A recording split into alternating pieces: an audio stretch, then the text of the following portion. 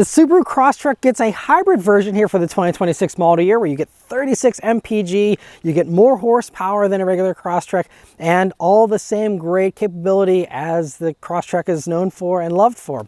And in this video, I'll cover the exterior differences and changes, the interior changes and differences, as well as taking it for a drive and seeing what it's like out on the road, and also talking about that fuel economy once again, and also the pricing and how it compares to the competition. And so as far as the new hybrid Crosstrek, well, it's great to see this and see them hybridizing the lineup here. We saw it just last year with the Forester, and now we see it for the Crosstrek. And so as far as the unique touches here, so as far as the outside styling goes here, you can see we have some silver inserts there around the fog light surround. We also have the same body cladding as the Japanese Crosstrek, which is a little less than a regular Crosstrek here in America. You also get some unique 18-inch wheels here that on the limited version have kind of a black and a polished portion. But for the sport trim, which is the other trim that gets a hybrid, you'll have all black wheels. And then otherwise you have a silver mirror cap here. You have the hybrid badges. And then you also have two unique colors. There's Sand Dune Pearl, and there's also this Citron Yellow, which looks more like green to my eyes, but let me know what you think in the comments below. But this color and then that sand color are exclusive and unique here for the hybrid, and are fun, you know, extra colors to have in addition to all the other colors that are available here for Crosstrek as well, and those are also available here for the hybrid too. But otherwise here, you know, all the same otherwise, and you know, still looks great from every angle. Still a very likable vehicle that, you know, I mean, these are super hot sellers for Subaru, and having this hybrid variant's great. But cool that we have, you know, a few unique touches here to help it stand out from the non-hybrid Crosstrek. The interior of the Crosstrek Hybrid is mostly the same as a regular Crosstrek, although there are a few key differences and a couple little changes here for 2026 as well. So anyway, first thing, sitting down in these seats, you do have this StarTech seats you get in the Wilderness version, actually, although they're perforated here in this, but that means that you have a interior that doesn't have any kind of animal products. So you have just, you know, the StarTech, which is really nice and still soft and luxurious feeling, and they're heated seats here in these, and have the orange stitching as well, which is a fun touch here, but you know, just really great seats. The steering wheel here in the hybrid is the same as well, aside from, again, the orange stitching. And you also have a heated steering wheel here. This is a new addition for 2026 for the limited regular non-hybrid, as well as the limited hybrid here, and the Wilderness trim for 2026. Those all do get a heated steering wheel, which is great to see heated steering wheel, especially on that Wilderness. Something I think if you're adventuring in the Wilderness, you know, having a heated steering wheel is very nice, but I'm happy we have it here. This is a limited that we're in here, of course. You can also, again, get the hybrid with the sport trim, which will give you cloth seats, by the way, and then you will lose that heated steering wheel.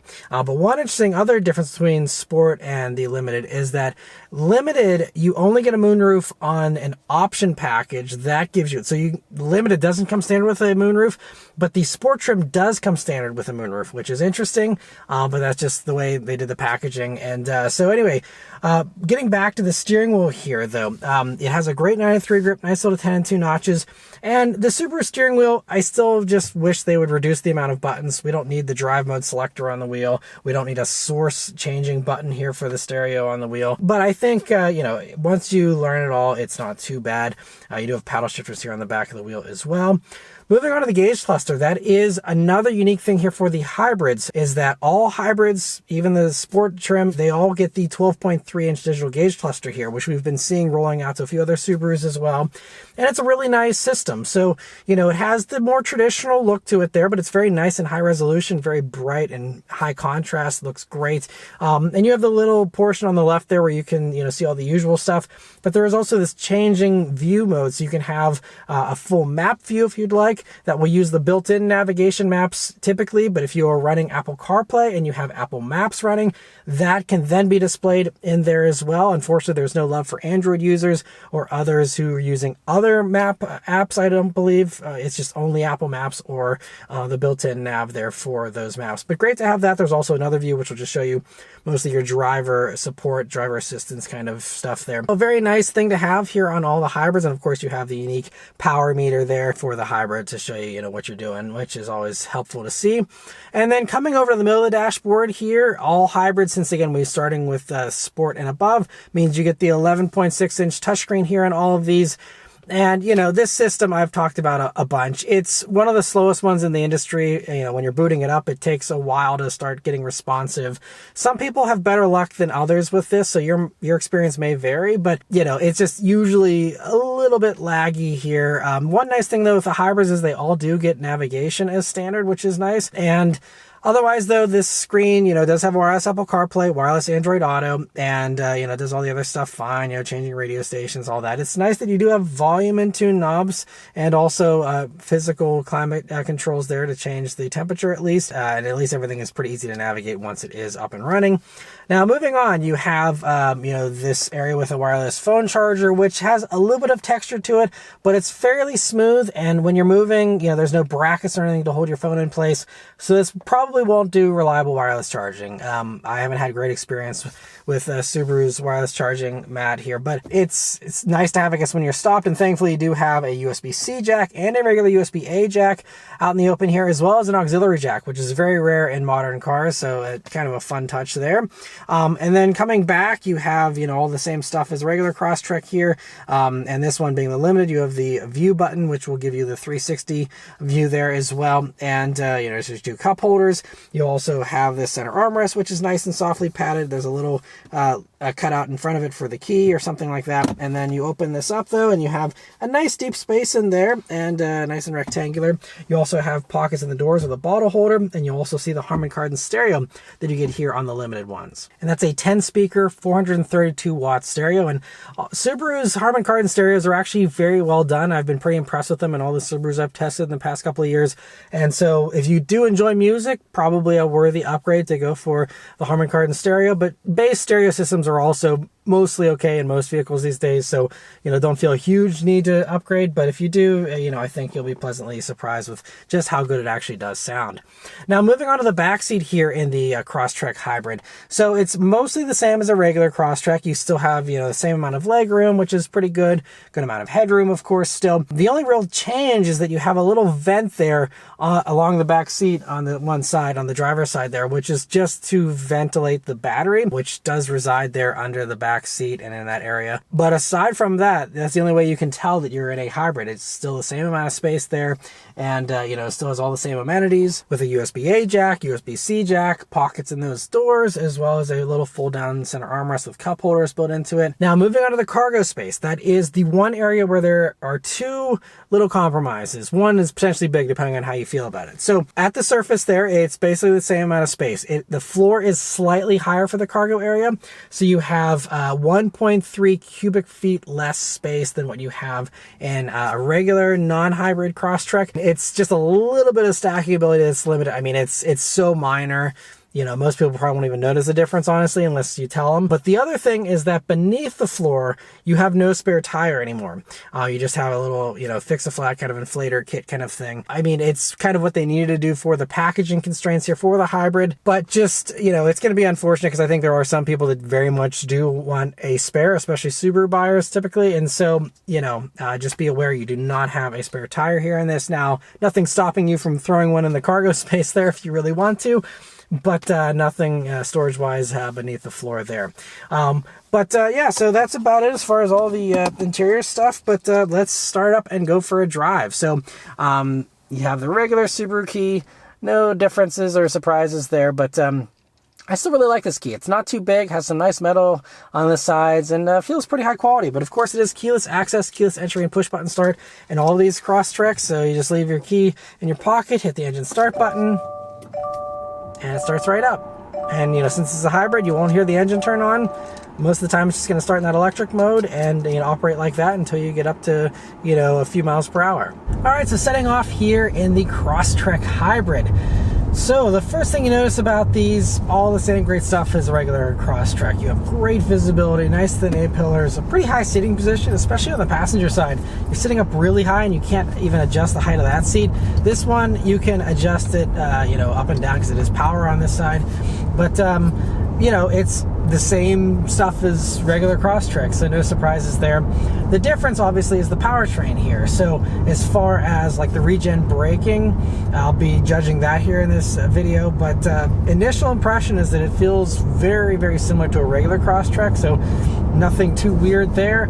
Throttle response is the typical very responsive Subaru where you have, pretty aggressive tip in. As soon as you get into the gas there, it immediately starts to rev up and is very eager feeling, which is what I really love about these. So we have about 381 pounds, I believe, of extra weight. These weigh 3,677 pounds. So that's going to be one of the biggest differentiators here, is just in corners you may feel some of that extra weight, because otherwise, tires are the same. We do have a different suspension tune, just mostly to account for the extra weight. But while we are on a straight road here, before we judge the handling, let's judge the acceleration. So just stomp on it here. Instant, a little response there, a little bit of electric zip, and then keeps you going with the rest of the engine there, and it's a good amount of punch. So we have a 2.5 liter naturally aspirated Subaru Boxer 4-cylinder. It is a unique Boxer 4-cylinder though for the hybrids here. It runs the Atkinson-Miller cycle. It's a series parallel hybrid system, and so all combined it gives you 194 horsepower. And so the electric motor is actually a little bit more powerful. It's just that this gas engine, because of that extra efficiency of that cycle, does less power than a traditional 2.5 liter Subaru Boxer 4-cylinder does. But you get, again, some nice punch here from this instead with the electric thing. And overall, again, 194 horsepower combined is pretty good. They also don't quote torque figures, because I believe we're still using some of the Toyota electrical stuff for the hybrid system, and they never quote torque for the Toyota hybrids either for these. But it feels nice and punchy, and a nice little improvement over the 180 odd horsepower you get in a regular Crosstrek, which, by the way, for 2026 they've dropped the base motor. So even the base lowest version of a Crosstrek, even non-hybrid now, still has a 2.5 liter motor in it now. So, but anyway, up at some speed here. We're in the Pacific Northwest, so we have some noisier roads, so you're probably hearing some road noise here, but they did actually say they added some sound deadening for the Crosstrek Hybrid. I believe also even just the battery pack and all these other little things do kind of absorb a little bit of the sound. Now, I would have to drive a regular Crosstrek back to back to truly say. I'm sure it's a very minor improvement, but just know that you may have a tiny bit of a quieter ride, especially if you're coming out of current generation Crosstrek and you're upgrading into a hybrid. You may notice a little improvement there. But we do have a couple little corners here to try out the handling on and see how it feels. Steering, by the way, feels very natural, very normal. And just regular, I believe, 225 wide tires. And it still is really nice and flat. I mean, the good news is all that extra weight is still in the floor, and we have, again, the Boxer engine, which always gives you a nice low center of gravity. So, it's not like we're adding weight to the roof or anything. It's going to still handle really well. And another tight corner here.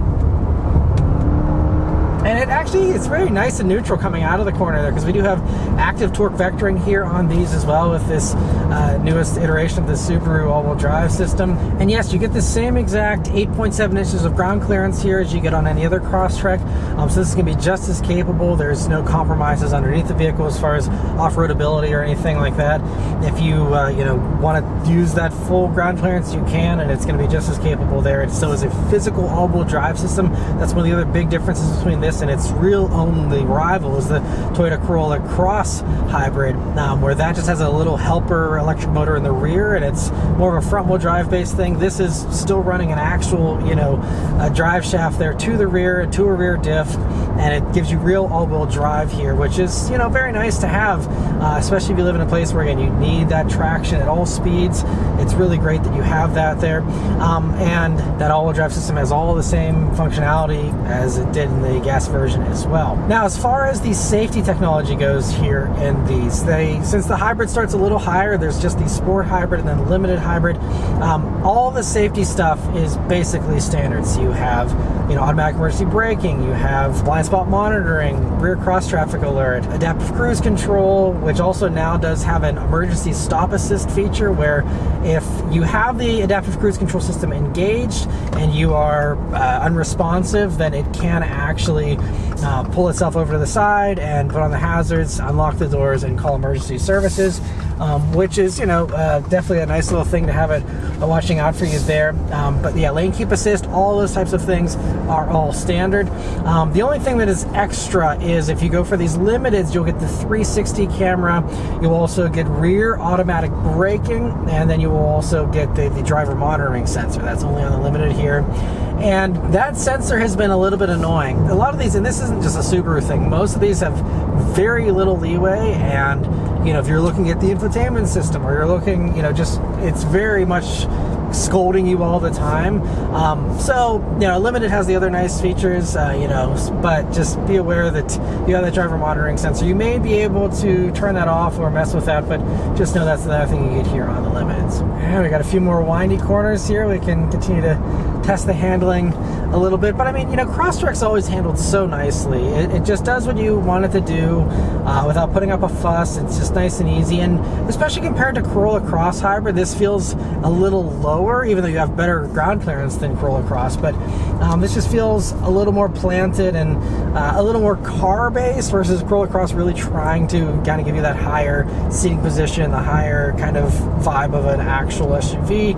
This is still, at its heart, a lifted wagon, and I think that there's a key difference in personality between this and that. Fuel efficiency here is the big thing, of course, if you're going for a hybrid, you're probably interested in, and these are going to get 36 mpg across the board, 36 city, highway, and combined, and 36 is still, I think, one of the lowest as far as hybrids goes. It's a nice improvement over what you get in a regular Crosstrek, so it's progress, and I'm thankful for the progress, but having that physical all-wheel drive system comes at a cost, and that's part of the cost. They also, said they gave you the same all-season tires, so they didn't try and go for some extra fuel economy by going for, tires that didn't have as much grip like some others sometimes do, or trying other little things to improve that. There is no compromise here. It's just a regular Crosstrek. They added the hybrid, maximized it as best they could, but they didn't go to some great lengths to try and eke out 1 or 2 mpg more. It's just, you get 36. Your mileage, of course, will vary. It comes down to your driving style and all that. But it is worth noting, Corolla Cross Hybrid does do significantly more. I believe that's 42 combined. Typically, hybrids do much better in the city. But this, interestingly enough, there's no improvement whether you're a city or highway, at least as far as the EPA is concerned. In real-world driving, I have to assume that if you're doing a lot of EV driving, you'd get better in the city and the real world, but we'll just have to see. I will have one of these for a week, hopefully, later this year, so definitely stay tuned and subscribe for that. I'll be doing, a fuel economy test in the suburbs of Pittsburgh, Pennsylvania, and seeing what it's like, in real daily driving, out here, and we're in the middle of nowhere. Very unlikely use case for this, but again, it has that capability, and so, it's great that it can handle whatever, the surroundings throw at you, but, I think this is really going to be ideal, especially for those people who do a lot of stop and go. But yeah, unfortunately, we don't have any more congested driving. I have zero traffic or anything to slow me down to really do any kind of coasting whatsoever, or do any kind of, regen braking here. But the braking that I've been doing, again, it does feel very normal. It's not exactly the same feel as a regular Crosstrek, but it's close enough. And I honestly think half the people driving this probably won't even notice a difference. It's really that good, and that's commendable, because there's even like luxury manufacturers that struggle with making a good feeling brake pedal when we're doing regen braking. So Subaru engineers did a very good job here, I think, with how they blended this, and we'll have to see if I can, do some urban driving when I have one of these for a week. Maybe I'll, find out more, but around here it's completely fine, and I don't think I'm going to be able to get too many other impressions out on the open road here. But the last thing to really talk about, though, is the pricing and how this compares to the competition, so let's get into that. So the Crosstrek Hybrid's lowest trim is the Sport, which starts at $35,415, including destination, and that is a hefty $3,370 premium over a non-hybrid Sport. But it's important to note that you do get more equipment to go with that hybrid, like the digital gauges and navigation, not to mention the extra power. On the limited trim, the premium is a more reasonable $2,000, with those costing $36,415 and going up $1,600 more to $38,015 if you want the 360 camera and the moonroof, which is a lot for just those two things. Now, let's talk about the competition. The Crosstrek is pricier than its only competitor, the Toyota Corolla Cross Hybrid. The Toyota starts at just $30,445, but does give you smaller screens, a little bit less ground clearance, and that all-wheel drive system that doesn't have a mechanical connection. But like I mentioned earlier, the big reason for that is the vastly better fuel economy, doing 9 mpg better than the Crosstrek in the city. And even on the top end, a fully loaded Corolla Cross will come out to about $1,500 less than the top Crosstrek, while still having digital gauges, a quicker but actually slightly smaller 9-inch touchscreen. And the only thing you really miss out on is the 360-degree camera. Everything else you get in the Crosstrek, you pretty much get here as well. So really, it'll come down to how important that mechanical all-wheel drive system or having a Subaru is to you, and if those two things end up being worth the extra money and the lower fuel economy. It's great to have another competitor in this space though, in this segment, and I hope more companies follow Subaru and Toyota. But yes, overall, the Crosstrek Hybrid has no surprises really. It does everything that you want it to do. It gives you all the same things you probably already love about Crosstrek, just with extra fuel economy and just a tiny bit less cargo space. But aside from that one little tiny compromise, there's really no compromises to it. It's of course more expensive, but outside of that, it's great. And the one thing I'd even mention in the fuel economy segment is you can get up to 600 miles of range with a full tank of gas in these. Again, it comes down to your driving, maybe even more if you're doing 600 miles of urban driving. We'll have to see, but it's a lot of range, and that's something that even Corolla Cross Hybrid and others don't do as much range because they usually downsize the fuel tank to make room for a hybrid system. And with this, you didn't lose that. Now you did lose the spare there, like I mentioned earlier, but aside from that, there's no real compromises, and it's great you have that nice big gas tank. But overall, yeah, really like the Crosstrek Hybrid. And so yeah, let me know your thoughts on it in the comments below. Huge thanks to Subaru for providing me here with this vehicle to review for you guys today. And yeah, thank you all very much for watching. Please leave a like and subscribe to keep these videos coming. And I'll see you guys in the next one. Take care.